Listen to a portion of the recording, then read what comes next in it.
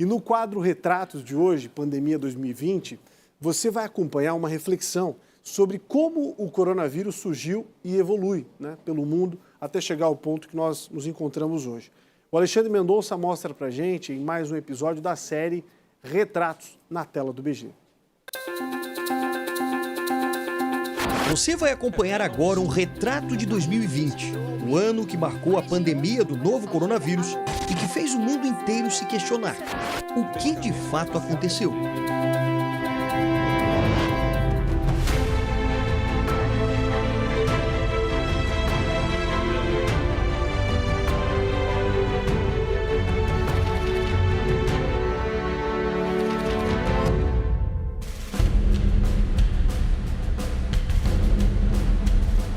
O mundo inteiro viu a construção de um hospital na China em apenas 10 dias.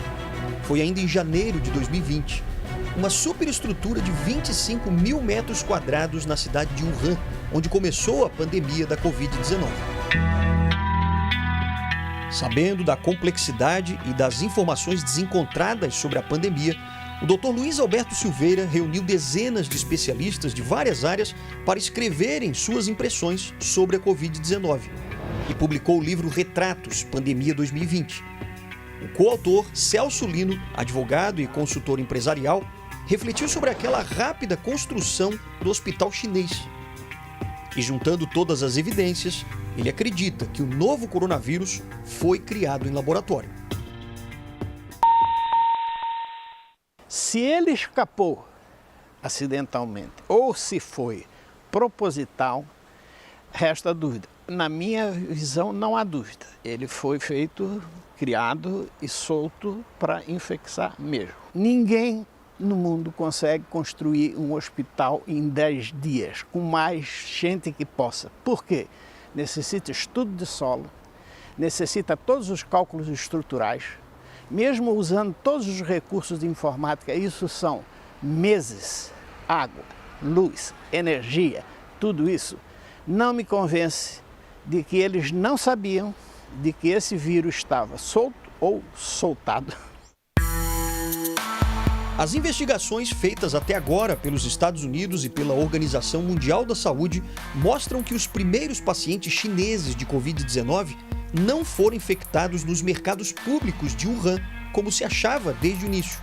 Na verdade, os americanos descobriram que 3 chineses infectados trabalhavam no laboratório de Wuhan, que estudava justamente esse tipo de vírus.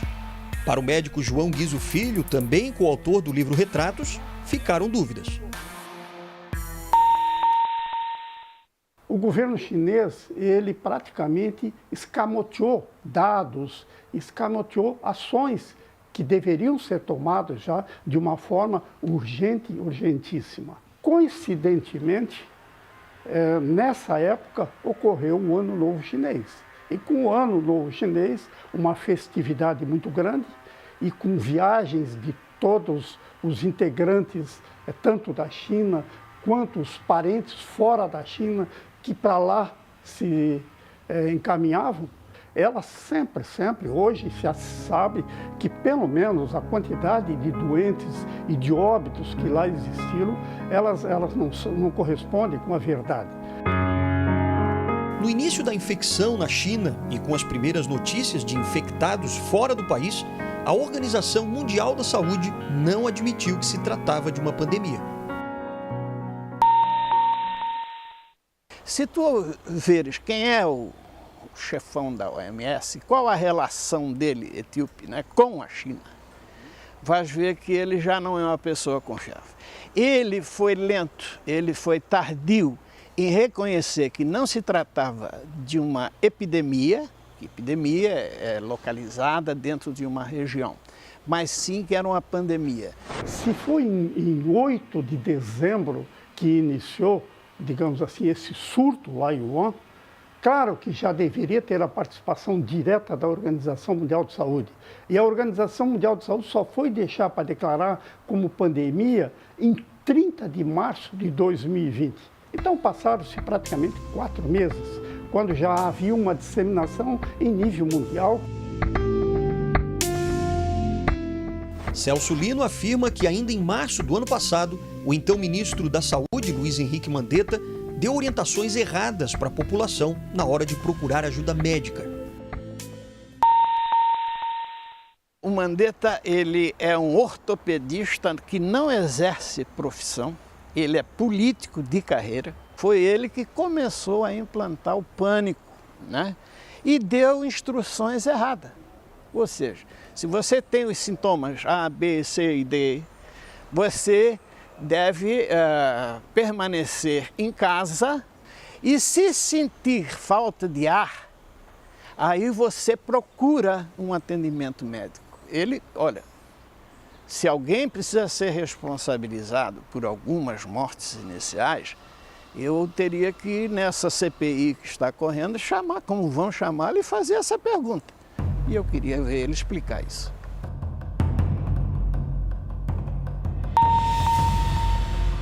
Eu tenho fotos de jornais antigos da época da gripe espanhola, onde os médicos recomendam, né, lavar a mão com água e sabão, manter o distanciamento social, tomar sol e, agora, doses diárias de sais de quinino.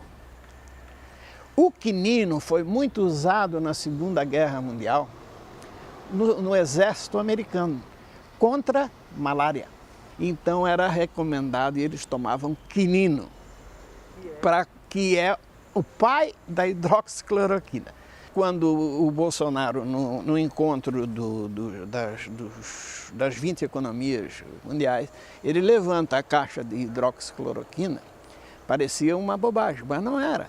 Ele já alertava desse remédio. Eu só vejo um objetivo: por que governadores fazem esses decretos, por que prefeitos fazem lockdown, por que se obriga à utilização de máscara. Não tenho outra dúvida, não tenho dúvida. Tudo para enfraquecer o governo Bolsonaro, para achar um meio de tirá-lo do poder, porque ele feriu interesses seríssimos dessa república. Agora, como fica então o controle da pandemia?